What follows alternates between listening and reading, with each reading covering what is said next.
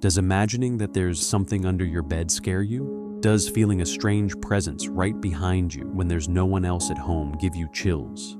And what about something more realistic, like someone breaking into your house in the middle of the night while you're asleep? And these are just a few among the 100 possibilities of fear in The 100 Ghost Stories That Led to My Death, a manga that tells a unique story in each chapter about demons, ghosts, strange creatures, and killers. The manga is based on a Japanese folklore game in which people blow out candles as they recount supposed supernatural experiences. At the end, when all 100 candles are extinguished and only darkness remains, it becomes the most anticipated and feared moment: contact with the other world.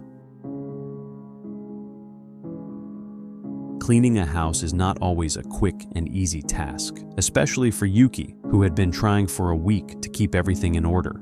No matter how much he vacuumed the dirt, he kept finding it in corners where it shouldn't reach, and even in places he had already cleaned. He had been living in the same residence for 5 years, and something like this had never happened before. The trash cans in the house smelled rotten, no matter how recently they had been emptied, and dust covered all the furniture, giving no indication of why it had started or whether it would ever stop. While cleaning, Yuki remembered something that had happened exactly a week earlier. One day, an older man knocked on his door to introduce himself as his new neighbor. He told Yuki that he had moved into the apartment upstairs and hoped he wouldn't cause any trouble since he lived alone. Yuki said that he also lived by himself and asked him to come to him if he ever needed any kind of help, which made the man thank him and express his relief, saying he had been worried about not being noticed when he left. Yuki also remembered that the man had a very strange sour smell, but he quickly brushed it aside as the dirt drew his attention again. Now, it was even coming out of the faucets. Even though it was an even bigger problem now that the dirt was affecting the water as well, Yuki decided to deal with it later because it was already late and he needed to go to sleep. But as soon as he picked up his toothbrush, he saw that it was almost completely covered with a strange fungus that coated the bristles. He threw the object away in disgust, and when he opened his mouth to say that he couldn't take it anymore, he saw in the mirror that the same filth was on his teeth, his tongue, and his gums. Yuki walked over to his computer, coughing, which was in the same condition, and searched for sources of dust until one of the results led him to a possible cause of the problem: skin fragments. His search didn't make much sense to him, and beyond his mouth, the filth was also on his head, which had begun to itch violently. Since it was impossible to sleep in that chaos, he spent the night cleaning the house, but after hours of work, he would soon realize it was practically useless. When he woke up in the middle of the night, the dirt had mysteriously returned, and he woke up suffocating on it as it poured out of his mouth. Yuki was horrified to see that the fungus, dust, and mold were now almost completely covering the entire house in an even thicker layer. And to his dismay, as soon as he ran his finger through the filth and brought it closer to examine it, he realized that everything writhing in his hand was made up of larvae. Terrified, he jumped to his feet to get out of there as quickly as possible, but the door was jammed by what was clearly a supernatural occurrence. Yuki asked himself where all of that was coming from, and as his frightened eyes scanned the entire room and then turned upward, he saw the filth on the ceiling forming a human silhouette. It was impossible not to connect what was happening with his neighbor, who had told him he was afraid of dying and not being noticed by anyone. Yuki also remembered that the man had said that when that happened, he would find a way to send some kind of sign so that Yuki would know he was no longer alive. Every day, Mia and her school friend would pass in front of an old establishment and see an elderly woman sitting in a wheelchair who always stared at them. One day, she called them over and said she wanted to show them something interesting because, from her perspective, she always saw them looking bored. Mia even tried to pay attention to her, but her friend pulled her by the arm and warned her that they shouldn't talk to the woman because there were rumors that she kidnapped children. Mia couldn't really believe that because all she saw was an elderly woman who seemed sad and lonely and who would hardly be able to go around grabbing children since all she did was spend the rest of her time sitting and watching people do what she could no longer do. However, when she heard that, the old woman laughed at the remark and said they were naive because it was a mistake to think she spent the entire day sitting down. Mia became curious since she always saw her dozing off in the chair. But the woman said that would be a waste of time because what she actually did was go anywhere she wished, no matter the distance. Mia asked what she meant by that, but the woman simply said that the night before, she had climbed to the top of Mount Fuji. Before the conversation could drift even further into completely absurd territory, Mia's friend said that this was exactly why they shouldn't pay attention to her. A few days later, Mia and her friend passed by her again, and as usual, the old woman tried to bargain for their attention by saying random things. But this time, Mia was completely hooked when she began to hear the woman describe exactly what her bedroom looked like. Every single detail was mentioned as if she herself had been there, which left Mia quite frightened. Her friend tried to pull her away from that pull, but she had already been caught in the web of curiosity. She asked her friend to go home without her, and she stayed there to find out how that woman knew so much about her house. The old woman said that she had followed her days earlier, but that made no sense at all because Mia knew she couldn't walk. The woman then revealed that she didn't need the burden of her body to go wherever she wanted because she could wander through the world using astral projection. Mia was caught off guard for a moment, but she laughed because that was complete nonsense. The old woman, however, said she had proven the truth of her words since there was no other way she could know what her bedroom looked like. She said that Maya could also try to leave her body and that if she managed to do it, she should come to where she was because she would teach her something even better. And that is exactly what happened. At night, Mia left her body, which left her quite frightened because she didn't know what to do. Her only choice was to go to where the old woman was, since she was the only one who could help her.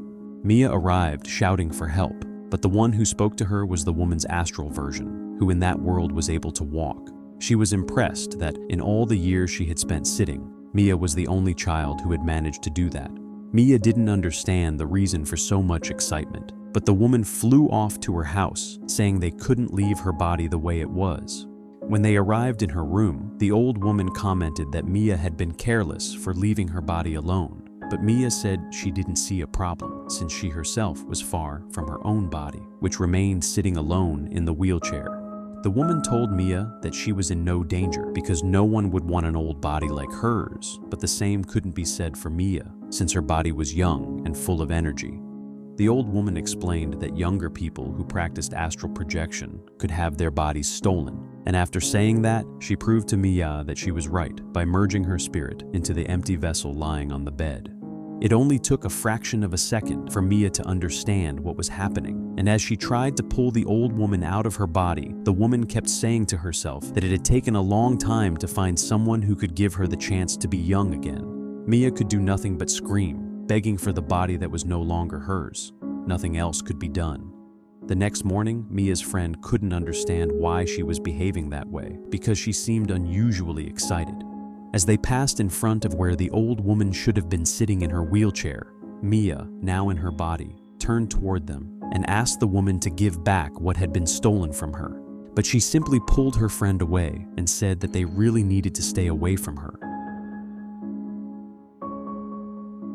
The beginning of Fujiwara's relationship with his partner was nothing unusual, as they were like any other couple in love.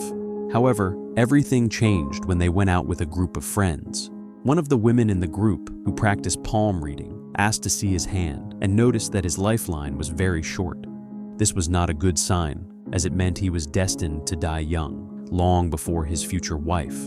Despite the morbid subject, Fujiwara's girlfriend also showed that she had the same short lifeline on her hand, and they simply laughed at the macabre coincidence, because if that were really the case, they wouldn't miss each other for long. It didn't take long for them to get married and start a family, as they were blessed with a daughter whom they named Sawako. Everything seemed to be going very happily until Fujiwara's wife noticed that there wasn't even a lifeline on their daughter's hands.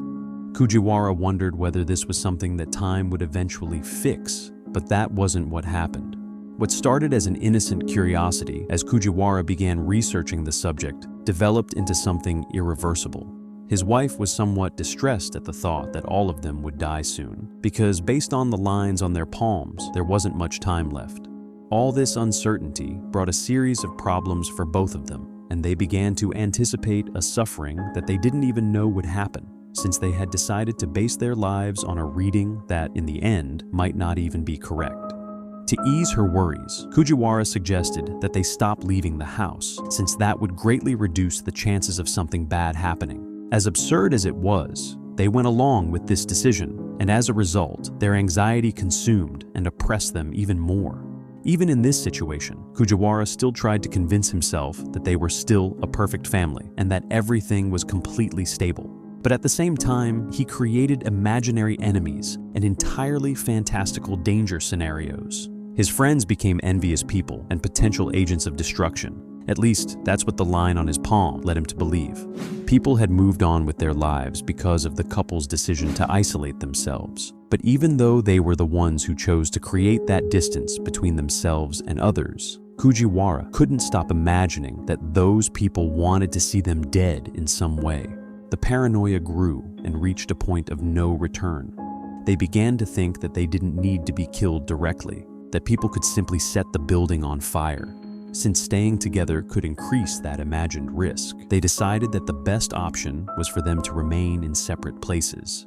Fujiwara packed his bags as quickly as he could, and as soon as he opened the door, he came face to face with his boss, who had come to find out what was going on. But to Fujiwara, that was proof of his worst fears. Someone had come to kill them. He shouted desperately for his wife to hide somewhere. But when she considered escaping through the window, he stopped her, saying he didn't trust the neighbors. The countless illogical decisions were making the situation they themselves had created even more difficult to deal with. Fujiwara looked at the short lifeline on his palm, blaming it for all this misfortune. But as soon as he stared at what he believed to be the root of the problem, he had an idea. They just needed to forcefully make it longer.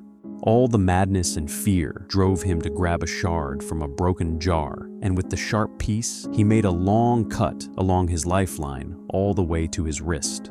His wife was horrified by what she was seeing, but she didn't even have time to process it because he went over to her to do the same. Amid screams and pleas for him not to do any of it, he knocked her to the ground and made her scream even more when the shard pierced her skin and cut her deeply. But the job was not finished yet. There was still their baby. Fujiwara approached Sawako, the only one who wasn't part of that cycle of madness, and smiled at her, telling her he was only doing it for her own good. The shard also tore into her hand, finally creating a lifeline she had not had before. Fujiwara's boss became desperate upon hearing the screams coming from inside and called for help to find out what was happening. When help arrived and broke down the door, they were faced with an extremely disturbing scene. The entire family was sitting on the couch, already dead. Driven by fear and madness, Fujiwara had been the one responsible for fulfilling a prophecy he had tried at all costs to avoid.